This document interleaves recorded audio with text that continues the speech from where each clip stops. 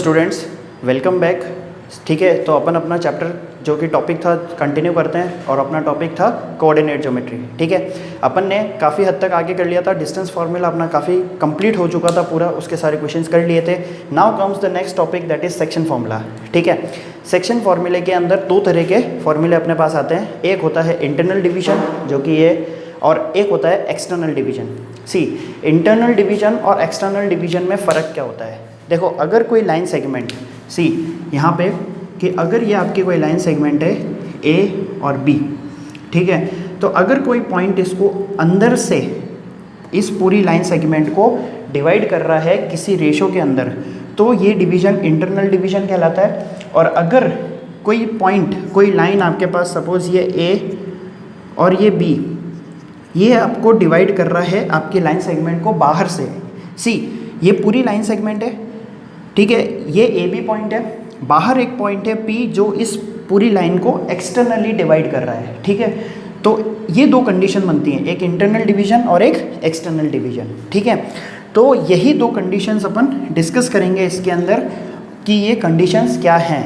ठीक है, मेन चीज़। अब बात करते हैं अपन इंटरनल डिवीजन की, जो कि अपना पहला टॉपिक है। सी, ये आपकी एक लाइन सेगमेंट है ए बी पूरी, ठीक है, और ये पी पॉइंट है जो इस लाइन सेगमेंट को डिवाइड कर रहा है किसी दो रेशो के अंदर। ओके, तो अपना फर्स्ट पॉइंट या फर्स्ट रेशो जो है वो है m1 और सेकंड रेशो अपना है m2। ठीक है, सी, ए पॉइंट के कोऑर्डिनेट्स x1 y1 और बी पॉइंट के कोऑर्डिनेट्स x2 y2। अपने पास एक पॉइंट p है जो इस पूरी लाइन सेगमेंट को डिवाइड कर रहा है, और उसके रेशो अपन ने ले रखे हैं, p के पॉइंट के रेशो हैं x और y। ठीक है, अपन को x y की वैल्यू फाइंड करनी है। मतलब ये है कि कौन से रेशो में, in which ratio this p point is dividing this line segment A b। Okay, this is x1 y1, this is x2 y2, and this ratio AP is m1 and PB ratio is m2। Okay, so now we have joined these lines and see, from 0 to A point distance is x1, from 0 O to P O to M distance is x, and this distance is x2 from here. Now for y, see, यहाँ से यहाँ तक का distance अपना y है, sorry y, हाँ, ये वाला डिस्टेंस अपना y1 है। ठीक है, यहाँ से यहाँ तक का डिस्टेंस अपना y है और पूरा डिस्टेंस अपना y2 है। ये अपने पॉइंट्स आ गए। अब अपन को ये वाला पॉइंट लेना था, तो ये हो गया अपना x2 x माइनस x1। सी, यहाँ से यहाँ तक का डिस्टेंस x माइनस x1, यहाँ से यहाँ तक का y माइनस y1, और P से x तक का डिस्टेंस अपना x2 माइनस x, और यहाँ से यहाँ तक का y2 minus y।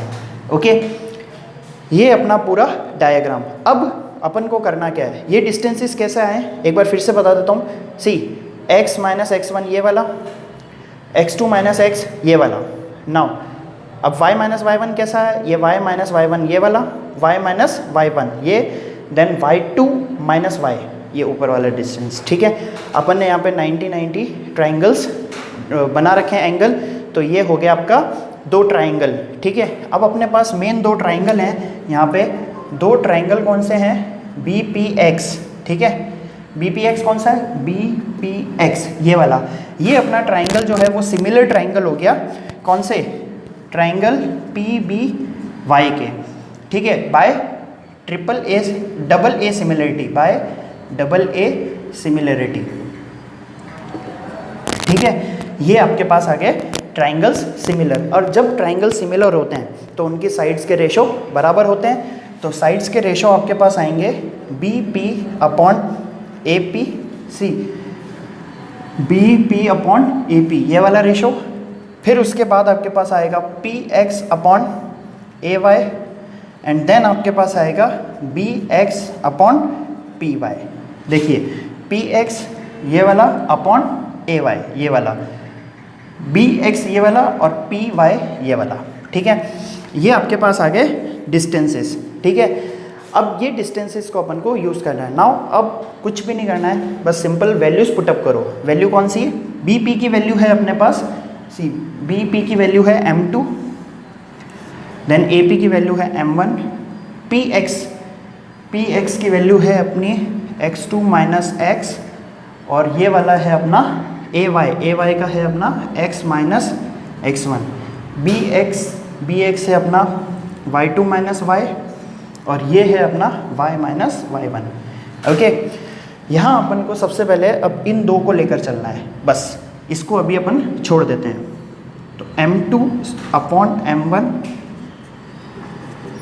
Equal to x2 minus x upon x minus x1। Okay, now cross multiply करते हैं, m2 x minus x1 m1 into x2 minus x, multiply करते हैं m2 x minus m2 x1 m1 x2 और minus m1 x। अब x वाले एक तरफ और बिना x वाले एक तरफ और x1 x2 एक तरफ, तो m2x ये m1x इधर आएगा तो प्लस का m1x इक्वल टू m1x2 यहाँ पर है और ये वाला उधर गया तो प्लस m2x1, यहाँ से x कॉमन आ गया तो m1 प्लस m2 और यहाँ पर अपना m1x2 प्लस m2x1। ठीक है, y के लिए x के लिए अब आ गया अपना यहाँ पे m1x2 plus m2x1 whole upon m1 plus m2 see, ये अपना x का कोऑर्डिनेट आ गया अपने पास। ठीक है, ये है अपना x का कोऑर्डिनेट, ये वाला p का p पॉइंट का x coordinate m1x2 plus m2x1 upon m1 plus m2, ये फॉर्मूला है अपना x का। अब सेम इसी तरीके से अपन y के लिए सॉल्व करेंगे। ठीक है, y के लिए क्या करेंगे, अब अपन इन दोनों को ये वाला और ये वाले रेशो बराबर लेंगे। तो यहाँ देखो m2 अपॉन m1 और यहाँ पे आएगा y2 minus y upon y minus y1। अब अपन यहाँ पे क्रॉस मल्टीप्लाई करते हैं इनको, तो क्रॉस मल्टीप्लाई करके अपन के पास आने वाला है, ओपन कर देते हैं, मल्टीप्लाई करके ओपन, तो देखो y m2 minus y1 m2, इसको भी मल्टीप्लाई करके ओपन कर देते हैं, y2 m1 एंड माइनस का y m1। ठीक है, अब y वाले एक तरफ तो y m2 प्लस ये इधर आ गया तो y m1 और अब y2 m1 और ये वहाँ जाएगा तो प्लस y1 m2। ओके, यहाँ से y कॉमन, आपके पास अंदर बचेगा m1 प्लस m2 और यहाँ आ गया m1 y2 plus m2 y1। Finally अपने पास आया y is equal to m1 y2 plus m2 y1 upon m1 plus m2 see, ये आ गया अपना फाइनल फार्मूला। एक सेकेंड, यहाँ पर थोड़ा सा मिल गया है, प्लस m2 y1, ये तो ये है अपना x कोऑर्डिनेट p का और ये है अपना y कोऑर्डिनेट p के लिए। ओके, तो ये है अपना टोटल एक्सटर्नल डिवीजन का फॉर्मूला। ओके, सॉरी यहाँ अपने पास इंटरनल डिवीजन अपन ने करा है, सॉरी फॉर द मिस्टेक, ये इंटरनल डिवीजन का फॉर्मूला है। अब अपना नेक्स्ट इसके अंदर पार्ट जो था एक्सटर्नल डिवीजन, वो अपन सॉल्व करते हैं। Do the next topic that is external division. पहले अपन ने इंटरनल डिवीजन करा अभी, और अब अपन करेंगे external division. See, A B एक लाइन सेगमेंट है, जैसा कि आपको पहले बताया था। अब ये पी पॉइंट है जो इस ए बी लाइन सेगमेंट को बाहर से एक्सटर्नल पॉइंट से इस पूरी लाइन को डिवाइड कर रहा है किसी रेशो के अंदर। अब मान लो P से B तक का डिस्टेंस अगर m2 है और P से A तक का m1 है, तो A से B का डिस्टेंस क्या होगा? A से B का डिस्टेंस होगा, बड़े में से छोटा माइनस करते हैं, m1 माइनस m2। ठीक है, अब यहाँ पर अपन को कुछ भी नया नहीं करना है। अब अपन ने जो फॉर्मूला निकाला था, कौन सा? इंटरनल डिवीजन वाला, उसी फॉर्मूले को अपन यूज़ करके x2 y2 कोऑर्डिनेट्स की वैल्यू निकालते हैं। ठीक है, तो x2 की वैल्यू और y2 की वैल्यू क्या होगी? अपन यहाँ पे अलग अलग x2 की, पहले x2 का कोऑर्डिनेट निकालते हैं। x2 का कोऑर्डिनेट क्या होगा? m1 x2, इसका मतलब m1 minus m2 into x और plus m2 into x1। Okay, और नीचे आएगा आपके पास m1 प्लस m2 होता है, इसका मतलब m1 माइनस m2 और ये प्लस का m2। ये तो हो गया आपका x2 और y2 कोऑर्डिनेट क्या होगा, y2 होगा m1 y2 होता है, इसका मतलब होगा m1 माइनस m2 इंटू यहाँ आएगा आपके पास y और प्लस अब आएगा आपके पास m2 इंटू y1, ओके, और नीचे आएगा आपके पास same m1 minus m2 plus m2, ठीक है। अब देखो m1 m2 और m2 प्लस और माइनस का यहाँ और यहाँ दोनों जगह कट जाएगा। अब इसको अपन क्रॉस मल्टीप्लाई कर देते हैं तो m1 x2 आ गया, इसको ओपन करते हैं तो m1x माइनस m2x और ये प्लस का m2x1 और यहाँ पर भी सेम वही काम करते हैं, m1 इंटू y2 कर देते हैं, m1 इंटू y2, ये हो गया आपका m1y माइनस m2y और प्लस m2y1, ठीक है।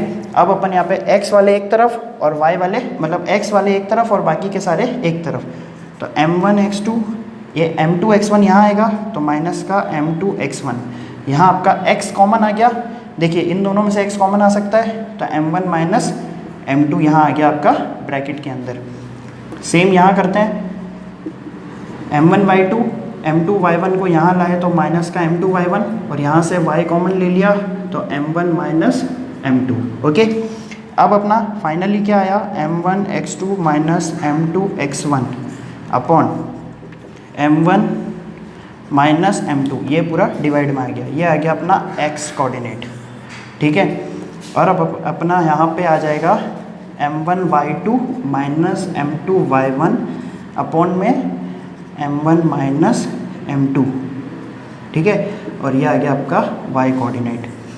तो यहाँ अपने पास में x और y दोनों कोऑर्डिनेट्स यानी कि P पॉइंट के x और y दोनों कोऑर्डिनेट्स के सेक्शन फार्मूला जो कि एक्सटर्नली डिवीजन हो रहा है उसके फॉर्मूले अपने पास आ गए।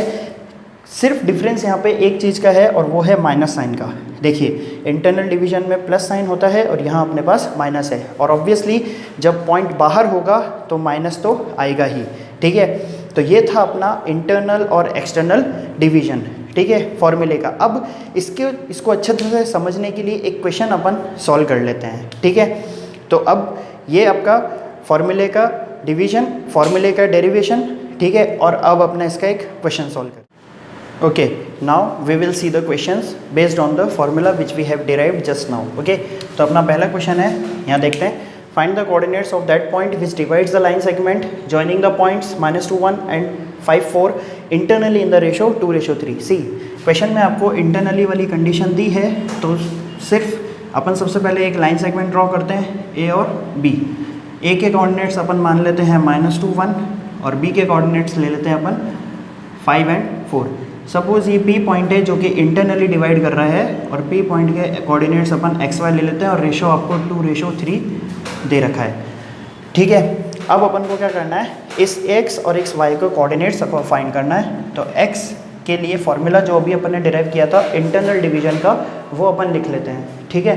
फॉर्मूला है अपना m1x2 plus m2x1 upon m1 plus m2 और y के लिए होगा y is equal to m1y2 plus m2y1 upon m1 plus m2, okay.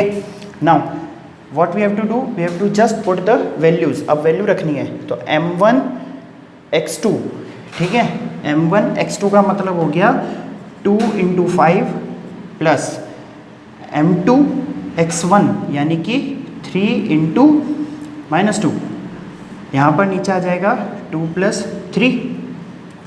y के लिए 2 × 4 प्लस 3 × 1, 3 × 1 और 2 + 3। अब क्या करना है, x के लिए 10, देखो प्लस माइनस माइनस होगा और 3 2 = 6 अपॉन 5। यहाँ हो गया y is equal to 4 2 = 8 plus 3 1 = 3 upon 5। x के लिए आ गया आपके पास 4/5 और y के लिए आ गया आपके पास में 11/5। So finally so the coordinates of P are, P के कोऑर्डिनेट्स क्या होंगे 4/5 एंड 11/5। ये x और y के कोऑर्डिनेट्स आपके पास आ गए, ठीक है। अब ये तो अपन ने बात करी किसकी, इंटरनल डिवीजन की। इंटरनल डिवीजन में सिंपल सिर्फ प्लस का फॉर्मूला होता है, m1 x2 m1 m2 x1 y1 x2 y2 सारी वैल्यूज़ आपको दे रखी हैं, तो सिर्फ आपको वैल्यूज़ पुटअप करनी है। नाउ इसी क्वेश्चन को अगर अपन एक्सटर्नली क्वेश्चन फॉर्मूले से सॉल्व करना चाहें तो कुछ भी नहीं करना है, जो वैल्यू जहाँ पर है वो वहीं रहेगी, सिर्फ चेंज क्या होगा, प्लस और माइनस। ये दोनों प्लस माइनस में चेंज हो जाएंगे और ये दोनों प्लस माइनस में कन्वर्ट हो जाएंगे, बाकी पूरी कैलकुलेशन एज इट इज़ रहेगी। The only difference is of plus and minus, okay. So this is the solution of this question, which is based on internal division formula. Now in the next video we will solve the more questions based on this external division formula, and one more formula that is based on midpoint that I will give you in the next video. So that's it for today. Thank you.